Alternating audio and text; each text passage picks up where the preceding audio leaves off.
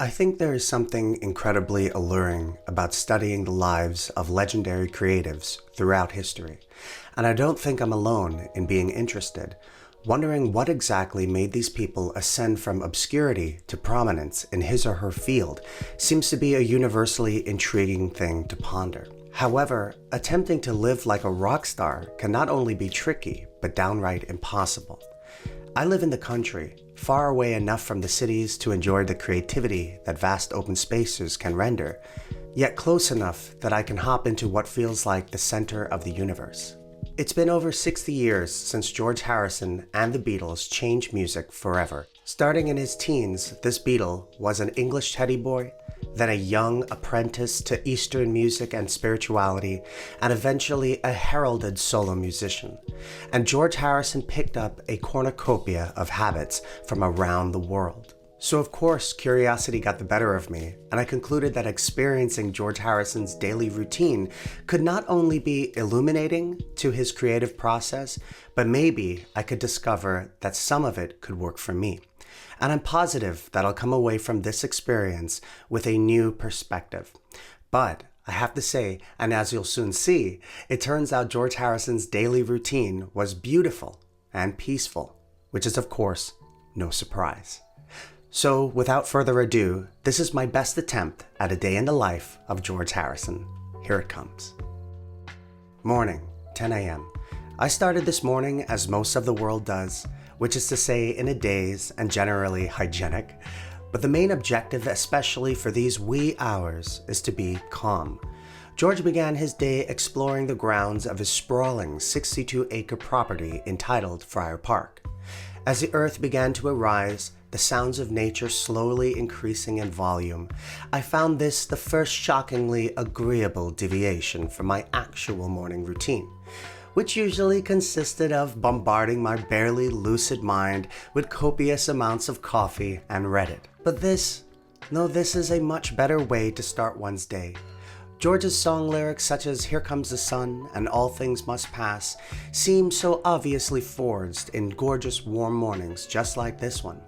He wasn't the only legendary icon who discovered the psychological benefits of spending time in nature. From Charles Darwin to Ben Franklin to Stephen King, long walks in the forest seems to be ubiquitous with opening one's creative mind for the day. I am eternally grateful for my circumstances to be able to own a bit of forest myself and be alone in it. But of course, most people aren't so fortunate. But I imagine parks, nature trails, or even walks around your neighborhood could have incredible results. In a recent study, psychiatric unit researchers found that being in nature reduced feelings of isolation, promoted calm, and lifted mood among patients. This interdisciplinary field focuses on the synthesis of ecology and psychology, aptly named ecopsychology. But it's evident to me now that beginning my day alone in the forest is a lot better than Redditing. Sorry, Reddit. George also adored gardening and tended to his estate. I'll be honest, I don't have a green thumb, but I guess I can dig a hole and stick a plant in it. Is cutting the lawn considered gardening? But of course, like all people, George also began his day with some breakfast.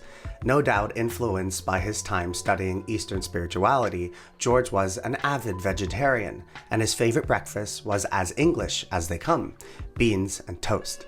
I've actually never had something like this, but commenters have assured me it's worth trying.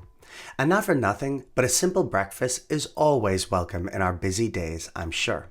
This isn't it, fame is not the goal. Money, although money's nice to have, it can buy you a bit of freedom. You can go to the Bahamas when you want, but it's not the answer. And the answer, is how to get peace of mind and how to be happy. That's really what we're supposed to be here for. And the difficult thing is that we all go through our lives and through our days and we don't experience bliss. And, it's a very subtle thing. And to experience that and to be able to know how to do that is something you don't just stumble across. You've got to search for it. Okay, I brought in some help to eat the George Harrison beans and toast. Okay. Toast and beans. Here you go. Cheers. Cheers. It's actually really fucking good. It's really good. Oh, it choked. It's actually very good. It's delicious. I put some Parmesan cheese on it. So, yes or no? Thumb up. Good job, George Harrison. We didn't bring napkins. Listen. Delicious. This is weird. We're eating on camera. Literally. Strange. I've never done this. This is the worst YouTube video ever. Just dropping beans. You're just like eating fucking beans. This guy's eating beans. I'm actually hungry. 100,000 subscribers. This tin is apparently an English version, but it's quite sweet. Minus the tomatoey flavor, it reminds me a lot of southern baked beans, but of course this one has no ham hocks, being that it's vegetarian. Around midday, all done waking up, is where George Harrison began to create music, oftentimes staying outside with ukulele or guitar. In fact, that is exactly how Here Comes the Sun was written. George was visiting his great friend and musician Eric Clapton's home on a beautiful spring day when he first began composing it. George says, "Here Comes the Sun was written at the time when Apple was getting like school, where we had to go and be businessmen. Sign this and sign that. Anyway, it seems as if winter in England goes on forever. By the time spring comes, you really deserve it. So one day I decided I was going to sag off Apple and I went over to Eric Clapton's house. The relief of not having to go and see all those dopey accountants was wonderful. And I walked around the garden with one of Eric's acoustic guitars and wrote Here Comes the Sun." Now, I'll be honest, I have never sat outside and composed music. There's bugs, it can be warm or cold, and I love solitude when writing. I also love having a computer nearby. Not to mention, at this point, I've been outside for half of the day, but I have to say it did feel different. Whereas in my studio, I strive to limit distraction as much as possible, the exact opposite is happening when outside. It's full of other sounds like birds calling, horses, babbling brooks, and even though I'm far away from everyone, I just felt so exposed. It's quite an intimate thing to write a song. This was definitely a shocker. For the first time in a long time, I felt almost nervous, like the Cardinals were going to judge me. That is going to be something that will take some getting used to for me. But something I didn't expect was how cheerful the music and lyrics were. For lunch, it's another light meal of tea and crumpets. I don't know, maybe I'm just a chonker, but this small amount of food is challenging my American sensibilities. I didn't realize I was going to be on a diet to do this experiment. Easily the hardest parts. Also, I need more vegetables. Evidently, you can be a vegetarian and still eat like relatively unhealthy food. I need something green. Onward and starving, it's time for transcendental meditation. Now, I've been mentioning meditation on this channel for like 3 years, and I'm going to be completely upfront with you.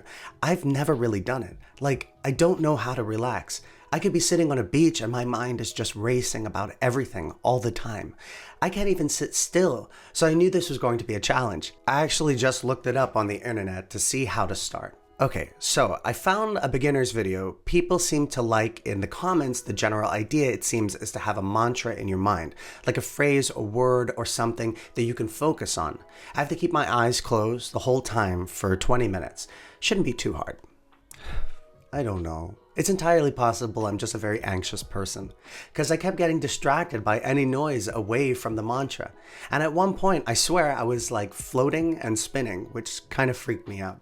I'm not exactly the most sane person I know, so I'm not sure I should be messing with transcending myself just yet. However, I really do appreciate the idea of focusing on something like a mantra. It reminds me a lot of what a nun said to me. I used to go to Catholic school. She said when explaining what she was doing with her rosary all the time, she said that prayer wasn't this thing you do when you really need something or like before you go to bed, but it was something you do all the time, like a constant conversation, which reminds me a lot of what is happening here with the repetitive nature of the mantra.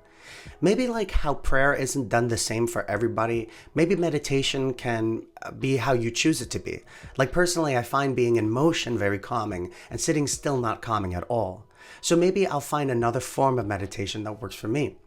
It really seems George allowed spirituality into almost every aspect of his life, but I wanted to get it from the source, sort of like where was he getting his ideas from, to see if they give me more inspiration.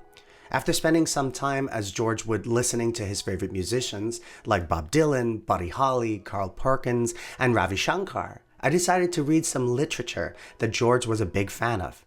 Evidently, one of George's absolute favorite books ever was the autobiography of a yogi.